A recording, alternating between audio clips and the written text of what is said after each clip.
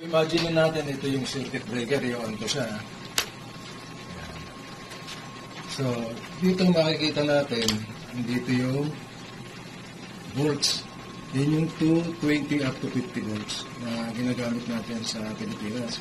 Sa ibang bansa kasi 110 sa Amerika, sa Japan. Ngayon itong tatlong zero na yan yung ampere. Itong dalawang zero na kulay green, ito yung wattage.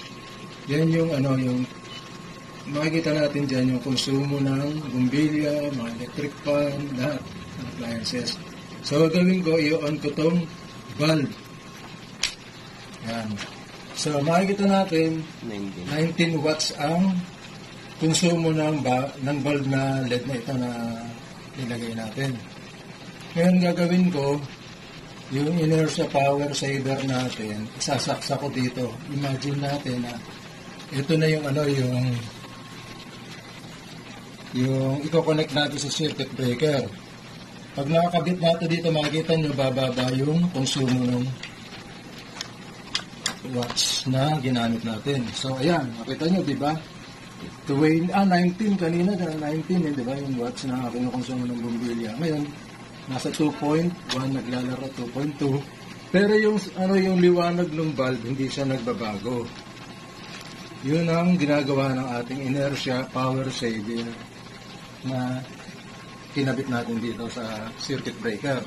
So, ang trabaho ng circuit inertia power saver natin, centralized. Lahat ng appliances mo, ventilador, washing machine, aircon, ref, lahat, pahihinain niya yung konsumo ng kuryente para yun na lang babayaran natin buwan-buwan. So, makakatipid tayo sa bayarin sa kuryente buwan-buwan. So, gagawin ko, tatanggalin ko yung inertia power saver natin. Makikita nyo, babalik sa natin. Pero yung liwanag, di ba kanina, parehong-pareho lang din nagbago. Tatanggalin ko siya, babalik yan sa 19 watts. Basta yun yung niya, yung konsumo ng bumbilya na yan. Ngayon, may electric fan ka. Electric fan. Isasabay natin. Tingnan mo, konsumo ng ilaw tsaka ng electric fan, magiging 100 na siguro yung mga ganun.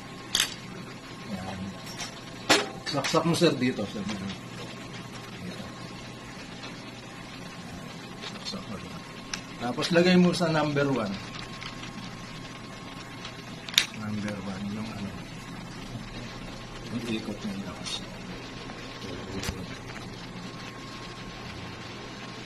Ngayon yung electric fan na yan, makikita mo, di ba, 19, tapos naging 59. So, kumukonsume yung electric fan mo ng mga 50 watts. 30, nasa 30 watts. Mga 30 watts. So, ngayon, pag nilalakasan mo yan, lalong lumalakas yung konsumo nito. Pag nilalakasan mo yan. So, doon mo gano'n. Lumalakas din. Yan yung binabayaran nating kuryente buwan-buwan sa Meralco.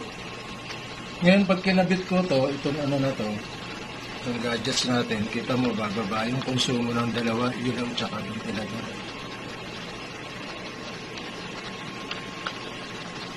Ayan.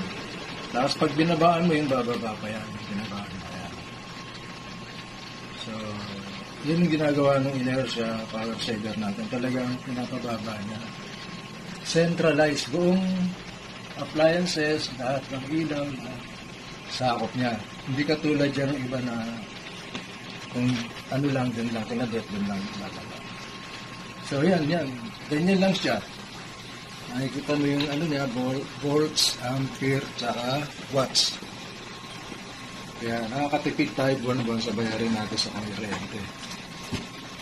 So, yung mga natipid natin, pwede nang pambili ng bigas, ng grocery.